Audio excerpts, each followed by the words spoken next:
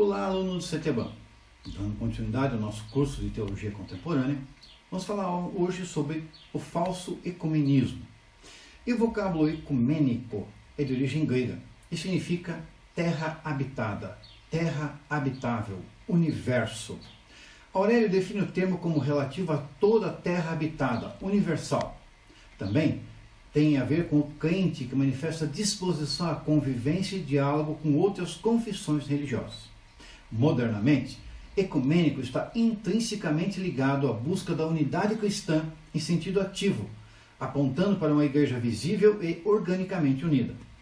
Dentro dessa definição, o movimento ecumênico está hoje presente e atuante em toda a Terra. E de todas as entidades chamadas ecumênicas, nenhuma outra sobrepujou ao Conselho ou Concílio Mundial de Igrejas, CMI, para o qual pretendemos chamar a atenção do aluno. O assunto é atualíssimo e muito sério, a tal ponto que nós estudamos na semana passada, na última aula, o tema daquele pastor aqui no Brasil que falou e tem muito a ver com esse liberalismo e com essa situação dessa forma.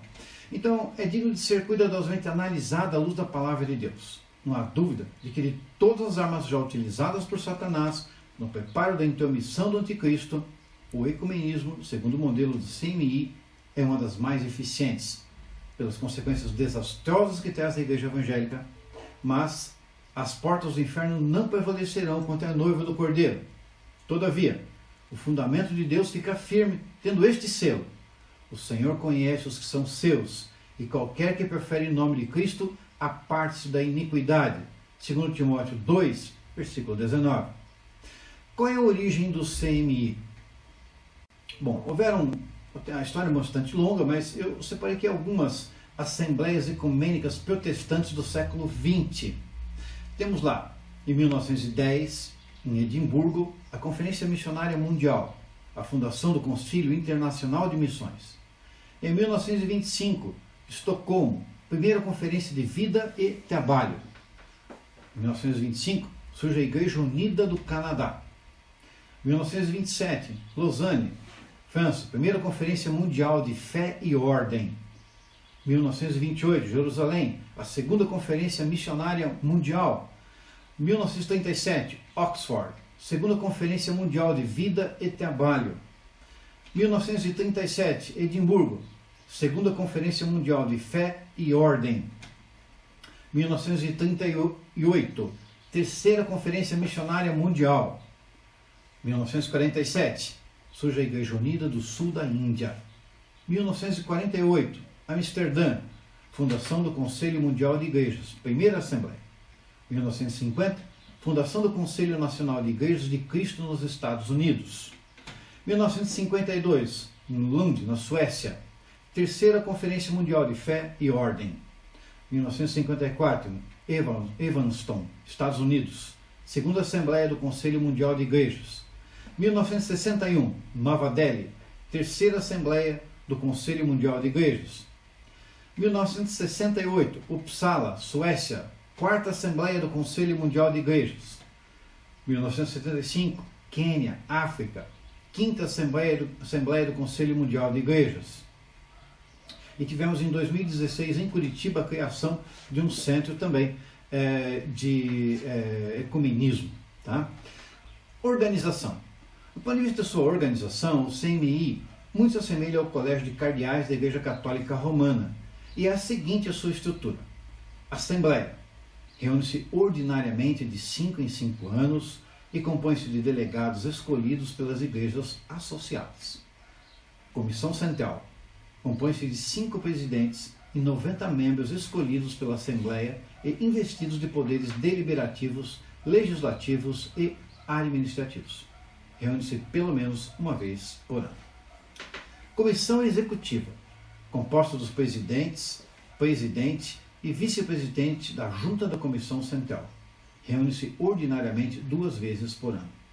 Além dessas entidades, existe ainda a organização administrativa e funcional, composta pelo secretário-geral, por sua vez constituído de um secretário-geral e secretários-gerais associados, divisões e departamentos perante a Comissão Central e a Assembleia. Qual é a sua base doutrinária? Na questão doutrinária, todo o imponente edifício ecumênico está assentado na seguinte base: o Conselho Mundial de Igrejas é uma sociedade de igrejas que crê em nosso Senhor Jesus Cristo como Deus e Salvador, de acordo com as Escrituras, e que, portanto, procura cumprir a sua vocação para a glória de um Deus, Pai, Filho e Espírito Santo. Tal base, todavia, é simplesmente teórica e utilitária, que na prática ela é negada, bem como todos os princípios bíblicos fundamentais que caracterizam as igrejas genuinamente evangélicas. Por estes e outros motivos, esse movimento ecumênico não pode ser considerado evangélico. Vejamos como exemplo a seguir algumas das bênçãos escritas para os cultos da terceira Assembleia da CMI realizada em Nova Delhi, Índia, em 1961. Para o culto de manhã, de 29 de novembro de 1961, a bênção foi: Cristo, nosso verdadeiro Deus, pela intercessão de sua puríssima mãe, sempre Virgem Maria, de nosso Pai entre os santos, João Crisóstomo, arcebispo de Constantinopla, dos santos mártires, Paramonos, Filomenes e Faidai, a quem é dedicado este dia, e de todos os santos terá misericórdia de nós e nos salvará, pois Ele é bom e ama a humanidade. Amém. Olha essa oração, né? Para o culto da manhã de 21 de dezembro de 1961, a bênção foi: que Deus seja misericordioso para conosco e nos abençoe e faça seu rosto brilhar sobre nós, e tenha misericórdia de nós. Isso aí foi bem, né? Mediante as súplicas e orações que Nossa Senhora, Maria Theotokos e os profetas e os apóstolos e os mártires e os carregadores da cruz e os justos fazem sempre em nosso favor. A Ti, Senhor, seja a glória, a majestade, o domínio e o poder para sempre. Amém. Então você veja o compromisso deles, qual é com aquilo que está na palavra de Deus, está bem distante daquilo que é o lema, daquilo que eles professam no dia a dia. Bom, CMI também tem compromisso com guerrilheiros. Em fins de 1978, o Exército da Salvação se separou temporariamente do CMI em protesto contra a ajuda econômica prestada à Frente Patriótica, que dirigia guerrilhas contra o governo rhodesiano de Ian Smith. O governo salvacionista Grito de Guerra informou que o Exército da Salvação se encontra confundido e preocupado pela ajuda prestada no valor de $80 mil naquela época, né? Segundo o CMI, a referida importância foi colocada à disposição dos guerrilheiros para a compra de alimentos, mas em diversos círculos surgiu o temor de que o dinheiro fosse aplicado na compra de armas. Bom, primeiramente convém salientar que os ecumenistas do CMI não veem obstáculos em seu programa ecumênico. Seus líderes estão convictos de que as atuais correntes religiosas devem se unir para formar uma igreja para um mundo, não importando o caráter teológico que essa igreja venha a adquirir. Dentro dessa visão, os ecumenistas trabalham diuturnamente, apelando às igrejas evangélicas, dizendo que chegou o tempo de elas se prepararem para sacrificar alguma de suas formas de doutrina e de vida que herdaram e de se juntarem a outras aspirações semelhantes, mesmo na incerteza dos resultados finais. Para alcançar o seu objetivo, a direção do CMI age astuciosamente, infiltrando-se nos negócios das igrejas cristãs, procurando induzi-las a cooperar no serviço de cunho mundial. Muitas denominações evangélicas menos esclarecidas estão sendo levadas a submeterem à autoridade do CMI, ou até mesmo a fazerem parte dele, cooperando dessa forma para a organização da grande igreja vindoura. Sem dúvida alguma, a igreja babélica dos últimos dias, descrita no Apocalipse. Pelas declarações oficiais dos homens que estão à frente do CMI, podemos perceber que eles jamais se conformarão com uma união parcial. Apesar de contarem com cerca de 600 milhões de filiados, continuam eles empenhados em arrebanhar num só curral todos os protestantes, todos os católicos e todos os adeptos de outras igrejas cristãs ou bíblicas. O CMI também tem e o ecumenismo, uma aproximação muito grande com Roma. Da parte do Vaticano, muitos têm feito no sentido de promover o ecumenismo romanizado. E é o que se entende das palavras de João 23, proferidas 29 de junho de 59, quando se esboçava o Concílio Vaticano II. Haverá um rebanho e um pastor, João 10,16. Esta segurança irresistível foi o motivo que nos coagiu para anunciar publicamente nossa resolução de convocar um concílio ecumênico. Bispos virão conjuntamente todos os cantos do mundo para discutir assuntos religiosos importantes. Portanto, o ecumenismo entendido por Roma continua sendo a expansão do seu domínio mundial e o retorno ao seu seio dos irmãos separados. Bem, também há um sincretismo muito grande nessa questão aí do ecumenismo e do CMI. Na sua reunião em Nova Delhi, o CMI foi bem mais além do que procurar uma fusão das igrejas chamadas cristãs. Ele acentuou a necessidade de uma só igreja para o mundo, e diversos líderes se manifestaram a favor do sincretismo. Esta palavra define união de crenças em conflitos, especialmente crenças religiosas. O CMI também pretende um governo mundial. Ele fez um ataque à soberania das nações. Não tendo uma mensagem divina para o mundo, qualquer afirmação dos líderes ecumênicos de que Deus tem falado através do CMI é biblicamente falsa. À luz dos claros princípios bíblicos, aquela entidade, mesmo chegando a um acordo acerca de alguma doutrina, não pode tornar-se a palavra autorizada da Santa Igreja Universal, o órgão do Espírito Santo autorizado a arvorar a declaração. A voz da Igreja Unificada proclama. Não pode. As verdadeiras ovelhas de Cristo, entretanto, conhecem a voz de seu pastor. Estão certas de que estas estranhas proclamações não procedem de Deus, mas de homens desviados da verdade. Evidentemente, a mensagem que o CMI traz ao mundo nada tem de divino, nem de fé, esperança, consolo e comunhão com Deus. É por isso que, a par de sua conotação ecumênica, ela sugere uma ação política, que vai tomando vulto e significado à medida que aumenta a área de influência ecumênica no meio das diversas organizações religiosas. Bem, qual é a atuação desse CMI aqui no Brasil, desse ecumenismo? Quando tem acontecido em todo o mundo, o ecumenismo continuará exercendo cada vez mais influência no meio evangélico, principalmente o brasileiro, como decorrência natural do estado lastimável de algumas áreas do protestantismo. Essa decadência tem chegado ao ponto de que alguns teólogos liberais se movimentem na Europa sentiram obterem do Papa o perdão para Martinho Lutero pelo crime de afastar-se das doutrinas romanistas e anunciar a mensagem bíblica da justificação pela fé. Bom, tinha comentado sobre em Curitiba em 2016 e eu quero ler para vocês aqui uma parte da mensagem do ato de fundação que oficializa o movimento ecumênico de Curitiba. Foi em 2016, oficializado.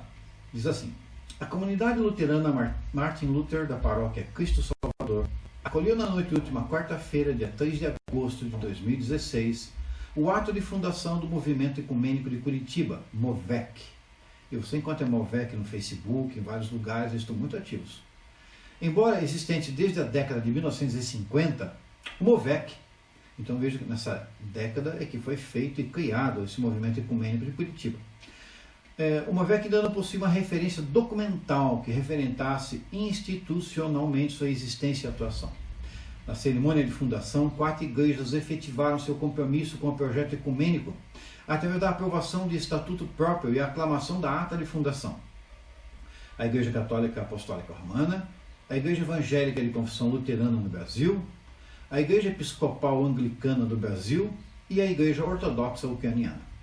As lideranças eclesiásticas pertencentes à região que circunscreve a atuação do MOVEC, Dom José Antônio Peruso, da Arquidiocese Católica de Curitiba, Pastor Odair Ayrton Brown, pastor sinodal da IECLB, do Sínodo Paranapanema, Dom Naldal Alves, bispo da Diocese Anglicana do Paraná, e Dom Jeremias Ferens, a ser bispo da Igreja Ortodoxa Ucraniana na América do Sul.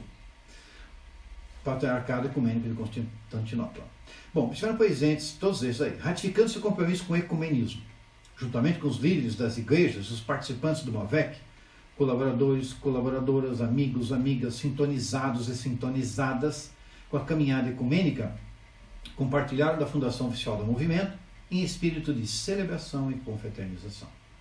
Na liturgia festiva, conduzida pelos ministros e ministras presentes, o pastor Agemir de Carvalho Dias, da Igreja Presbiteriana do Brasil, estudioso do ecumenismo do Brasil e de longa data envolvido com o empenho ecumênico, conduziu sua pregação retomando a história do MOVEC e a importância de sua ação na realidade atual.